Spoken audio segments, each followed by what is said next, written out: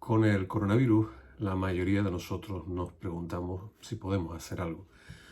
De alguna manera para reducir este grado de incertidumbre, ya que estamos viviendo la nueva normalidad con indefensión. Es decir, tenemos una sensación aparente de poder hacer más bien poco para evitar la propagación del virus, un rebrote o el colapso económico mundial.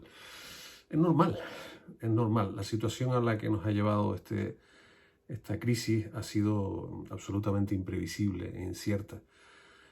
Son los ingredientes perfectos para alimentar esa actitud de brazos caídos que nos lleva a no reaccionar y a quedarnos simplemente a verlas venir. Algo que puede ser muy, muy peligroso. Veamos un pequeño ejemplo mucho más conocido como es el tráfico. La mayoría de nosotros tenemos muy claro que las normas de tráfico están para protegernos a nosotros y a los demás. Límite de velocidad, señalizaciones u otras características que la pueden definir están diseñadas especialmente para que nos movamos con el menor riesgo posible. Y esto pasa en un entorno muy complejo. Aún así, hay quien se la salta pensando en que no van con él o no van con ella, confiando en sus reflejos a pesar de estar bajo los efectos del alcohol, y que simplemente las cuestiona abiertamente, en un mayúsculo ejercicio de egoísmo, manifestando que nadie le tiene que decir cómo conducir. Esto último sería cierto si lo estuviese haciendo solo, si la carretera fuera para él o para ella, en un circuito cerrado o donde no tuviera contacto con los demás. Y en caso de accidente, el único perjudicado sería él. Algo también relativo, ya que desde que tenga un accidente va a implicar personal sanitario que se tendrá que desplazar, un hospital, intervenciones, para poder salvar su vida en el caso de que sea necesario, incluyendo en su ecuación de supuesta libertad a muchas más personas. Algo similar ocurre con el contagio de COVID, solo que estamos menos habituados a él, a una situación de estas características. Tomemos, por ejemplo, la semejanza entre los cinturones de seguridad y la mascarilla. Los primeros, los cinturones, recuerdan ustedes, fueron muy denostados en su implantación, pero sin embargo han demostrado que salvan vidas. Las mascarillas igual, por muy incómodas que puedan parecernos.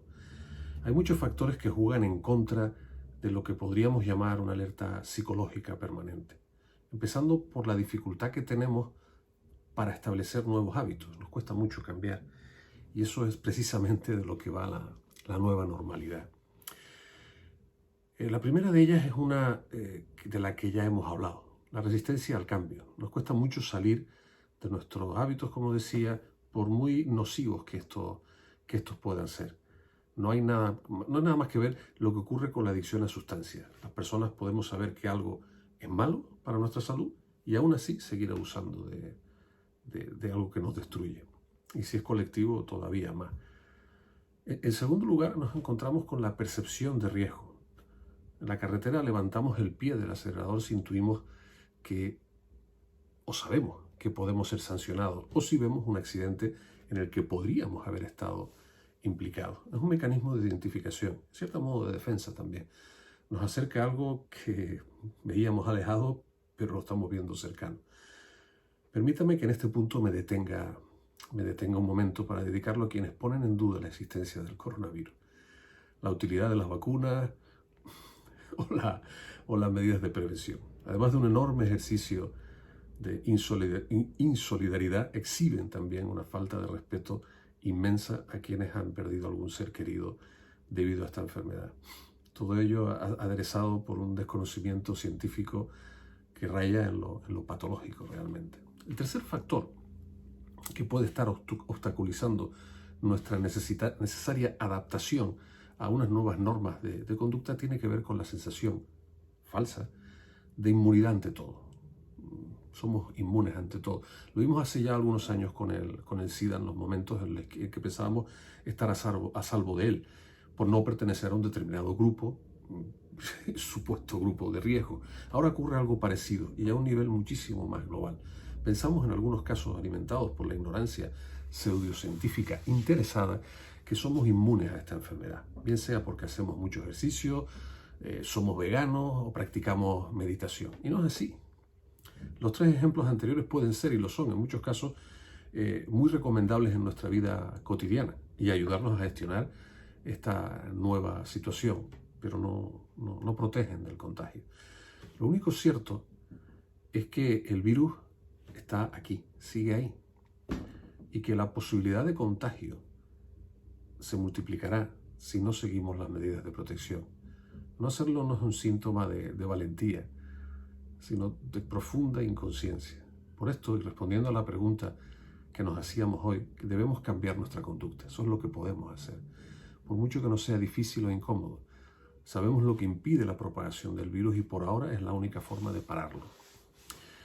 Y de protegernos a nosotros, a nuestra sociedad, a quienes queremos. Paradójicamente, si queremos normalidad de la que teníamos antes, deberemos acostumbrarnos y participar con nuestro ejemplo y modelo en la nueva normalidad. Volviendo al ejemplo de la pandemia del VIH, del SIDA, las mascarillas son el nuevo preservativo. Y este último tuvo también, recuerden, muy complicado el ser aceptado como la mejor forma de prevenir la transmisión de la enfermedad. Que no se propague el virus no depende únicamente de las medidas que tomen los gobiernos o las autoridades sanitarias. Es por encima de todo un enorme ejercicio de responsabilidad individual y de conciencia colectiva. Me alegro de verlos por aquí otra vez en Canarias 7 y les espero aquí la próxima semana en nuestro espacio.